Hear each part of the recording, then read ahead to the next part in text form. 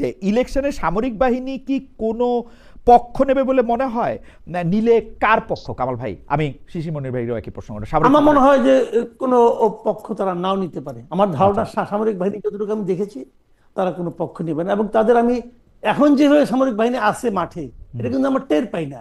যদি এরকম টের না পাওয়ার মতো করে তারা থাকে, তাহলে সামরিক বাহিনী থাকলে কোনো লাভ হবে না। সামরিক বাহিনীকে আরো সক্রিয় এবং আরো আপনার এইভাবে থাকতে হবে, তাহলে সামরিক বাহিনী থাকাটা অর্থপূর্ণ হবে, এবং তারা কোনো পক্ষ নিবে বলে আমি মনে করি না। আমি একটা আমি একটা ইয়া পড়ি যে দর্শক বলছেন মাসুদ কামাল সাংবাদিক খালেদ মহিউদ্দিন কৌশলে আওয়ামী লীগের প্রচারণা চালাচ্ছে, কারণ মাসুদ কামাল সাহেব এত মানে বাংলাদেশে কোনো স্কুল নাই, বাচ্চাকে ভারতে পড়াতে হবে এই প্রশ্ন করেছেন। কামাল ভাই, এটা আমি একটু একটু বলি। আমাদের প্রায় বন্ধু, আমার 2-1 বছরের বড়, জামাতের সাবেক সভাপতি জনাব গোলাম আজমের যে সন্তান, কনিষ্ঠ সন্তান, আমাদের বন্ধুর মতোই, উনিও কিন্তু ভারতের ইউনিভার্সিটিতেই পড়াশোনা করছেন। কেন করছেন সেটা আমি জানি না, আমি শুধু আপনাদেরকে তথ্যটা দিয়ে রাখলাম। মানে যারা বলবেন যে ভারতে বাচ্চা পড়াইলেই ওই কামাল ভাই হলো ভারতের লোক, ভারতের দালাল, তাদের জন্য আমি বললাম চেক করেন। গোলাম আজম সাহেবের ছেলে, ছোট ছেলে, পড়াশোনা করেছেন, স্নাতকোত্তর ডিগ্রি নিয়েছেন, স্নাতকোত্তর ডিগ্রি নিয়েছেন হচ্ছে ভারতের বিশ্ববিদ্যালয়ে। আমি একটু অ্যাডভোকেট শিশির। এখন বাংলাদেশের সবচেয়ে প্রভাবশালী মিডিয়া কে? কয়েক বছর আগে হলে বা 2 বছর 1 বছর আগে হলে চোখ বন্ধ করে অনেকেই প্রথম আলো ডেইলি স্টার গ্রুপের কথা বলতেন, কিন্তু এখন কেউ এটা এরকম করে বলতে পারছেন না। আসলে এখন সবচেয়ে প্রভাবশালী মিডিয়া কে? মিডিয়ার রোলটা কেমন হবে কামাল ভাই? আপনিও মিডিয়া কাজ করছেন, আমিও কাজ করছি। সব মিডিয়ারই একটা নিজস্ব একটা পলিসি থাকে।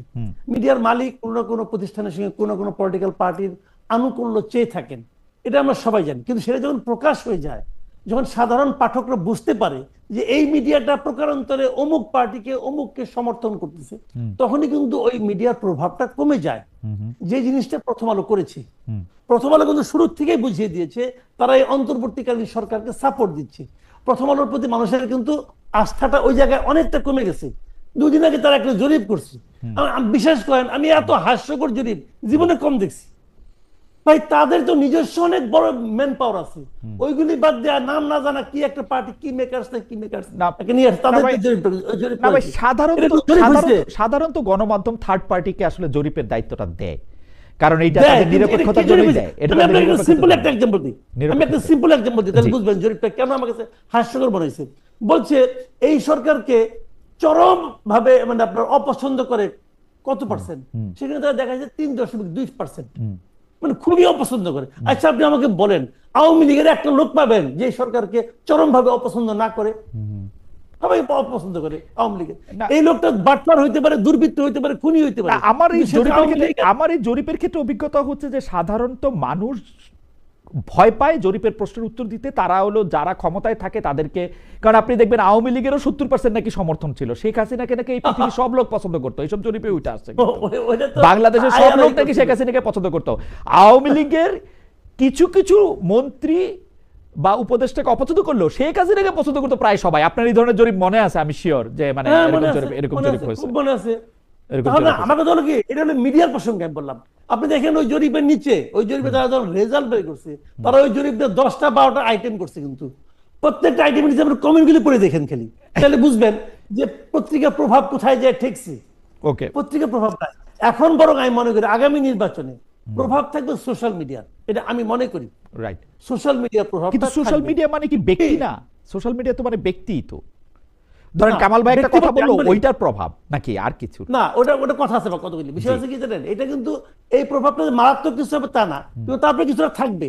সেখানে আবার লোকজন দেখবে, কে ইমোশনালি বলতেছে, কে লজিক্যালি বলতেছে, মানুষ তো বিভিন্ন ভাবে দেখে, তাই না?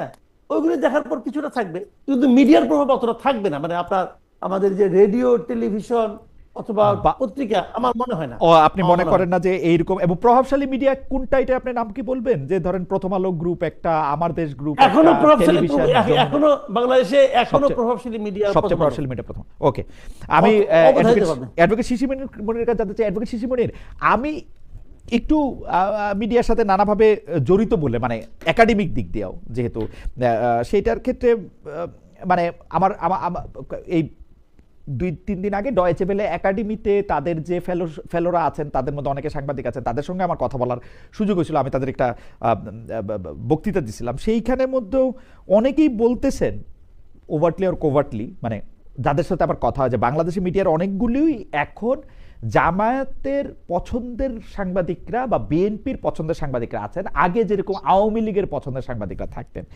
এই যে আওয়ামী পন্থী থেকে বিএনপি পন্থী বা জামায়াতপন্থী বাংলাদেশের মিডিয়া হইল, এইটা ভোটের মাঠে আপনাদেরকে কত সাহায্য করে? আমি স্পেসিফিক প্রশ্ন করতে চাই যে বাংলাদেশে যে জামায়াতের মুখপাত্র বলে পরিচিত একটি পত্রিকা সংগ্রাম দীর্ঘদিন ধরে বাংলাদেশে প্রকাশ হয়ে আসছে এবং কি আওয়ামী লীগের আমলে এটা বন্ধ হয় নাই। নয়া দিগন্ত বলে খুব স্মার্ট একটা পত্রিকা, যারা বাংলাদেশে আসলে খবরের কাগজের ইয়েতে আমি গেম চেঞ্জার বলবো, যারা 5 টাকা দাম নিয়ে এসে আসলে কামাল ভাইয়েরও মনে থাকবে যে মানে এটার একটা বাজারে একটা ব্যাপক, তো ওইটার কতটা প্রভাব আপনি ভোটের মাঠে বা নির্বাচনে অনুবাদ হইতে দেখেন? অ্যাডভোকেট শিশির মনির। আসলে ওই পুরনো স্টাইল চলবে না, আপনাকে পুরনো সিস্টেম মানুষকে ইনফ্লুয়েন্স করে না। সিস্টেমে ইনোভেশন যদি হয়, কন্টেন্ট যদি থাকে, নো ম্যাটার কে বলছে, এটা ইম্পর্টেন্ট হবে। কন্টেন্ট যদি না থাকে, আপনি ক্যামোফ্ল্যাক্স করতে চান, এজেন্ডা বাস্তবায়ন করতে চান, এজেন্ডাকে পুশ করেন, তাহলে আপনি ফ্রড হয়ে যান। আমার অভিজ্ঞতা বলছি রুট লেভেলে, যে সমস্ত সোশ্যাল মিডিয়া কন্টেন্ট আছে বা রিয়েল কন্টেন্ট যারা দিতে পারছে, সেগুলোকে ভ্যালু ক্রিয়েট করে। আর রিয়েল কন্টেন্ট প্রথম আলো যদি না দিতে পারে, নয়া দিগন্তও যদি না দিতে পারে, ভ্যালু ক্রিয়েট করবে না। এটা নিজের স্যাটিসফ্যাকশন হতে পারে যে কিছু একটা করলাম, না জানি কি একটা হয়ে গেল, কিংবা আমরা একটা আউটলেট পাবলিক করে দিলাম। সো আমার কথাটা দুই দিকে, এক হলো social media will be very influential, কিন্তু একক সোশ্যাল মিডিয়া ইনফ্লুয়েন্সিয়াল হবে না যদি কন্টেন্ট ভালো না হয়। কন্টেন্ট যদি ভালো হয়, তাহলে together it will be influential, alone nothing will be sufficient. Advocate Shishir Monir, আমি আপনার কাছে একটা প্রশ্ন করতে চাই। এই ধরেন আপনি কি এটা কখনো খেয়াল করেন যে সংগ্রাম বা নয়া দিগন্তের সার্কুলেশন বা পাঠক প্রিয়তা এই সরকার চেঞ্জ হওয়ার পরে বাড়ছে কিনা?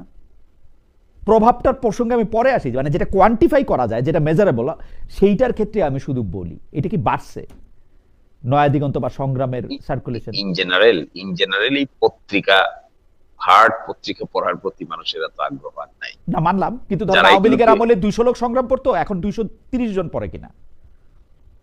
না, সংগ্রামের তাহলে দুটো ফর্মের কথা চিন্তা করবেন, একটা হলো হার্ড কপি সংগ্রাম, আর একটা হলো ডিজিটাল ভার্সনের সংগ্রাম। ওকে, ডিজিটাল ভার্সনটা ঠিক। আমি ডিজিটাল ভার্সনের ক্ষেত্রে আমার একটু আপত্তি কেন অ্যাডভোকেট মনির, আপনাদের আমি একটু বলি। সেইটা হচ্ছে আমি 50টা পত্রিকা পড়ি, মানে 50টা ওয়েবসাইটের মধ্যে যাই, সবাই একটা করে আমার পাঠক পায়, মানে পাঠক ক্লিক পায়। ওইটা আসলে কিন্তু ওইটা পড়া মানে ওই সংখ্যাটা।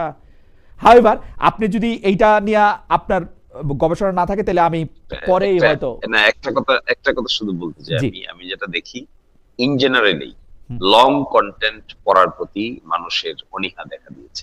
লং কন্টেন্ট পড়া, এটা গুড না ব্যাড, এটা ডিফারেন্ট আর্গুমেন্ট। যেমন আমি খুব কমই দেখতে পাই যে বই পড়ে মানুষ, লং কন্টেন্ট পড়তে চায় না। আমরা ওই যে শর্ট করেছি, রিল করেছি, আরো শর্টেস্ট করেছি, আরো সিম্পলিফাই করছি, করে নলেজের যে সোর্স, যেটা অ্যানালাইসিস, যেটা এক্সপ্লেনেশন, যেটা পক্ষে বিপক্ষে একটা সিচুয়েশনকে লং কন্টেন্ট ক্রিয়েশনের মাধ্যমে ইন্টারপ্রিট করে, ওই প্রতি মানুষের ডিটেস্ট দেখা দিয়েছে। এতে নলেজের লেভেল কিন্তু দুর্বল হচ্ছে, এটা খুবই মানতে হবে। আমি কামাল ভাই আপনার কাছ থেকে একটু অনুরোধ দিচ্ছি, আমাদের আরো 2টা প্রশ্ন আছে, আপনি কি 2-3 মিনিট পরে যাইতে পারেন? আপনি 55তে যাইবেন বলছিলেন, তো সেই জন্য আমি প্রশ্নটা তাড়াতাড়ি দ্রুত করে ফেলি যে ইলেকশনে সামরিক বাহিনী কি কোনো পক্ষ নেবে বলে মনে হয়? নিলে কার পক্ষ? কামাল ভাই, আমি শিশির মনির ভাইয়েরও একই প্রশ্ন করি। আমার মনে হয় যে কোনো পক্ষ তারা নাও নিতে পারে। আমার ধারণা সামরিক বাহিনী যতটুকু আমি দেখেছি তারা কোনো পক্ষ নেবে না, এবং তাদের আমি এখন যেভাবে সামরিক বাহিনী আছে মাঠে, এটা কিন্তু আমার টের পাই না। যদি এরকম টের না পাওয়ার মতো করে তারা থাকে, তাহলে সামরিক বাহিনী থাকলে কোনো লাভ হবে না।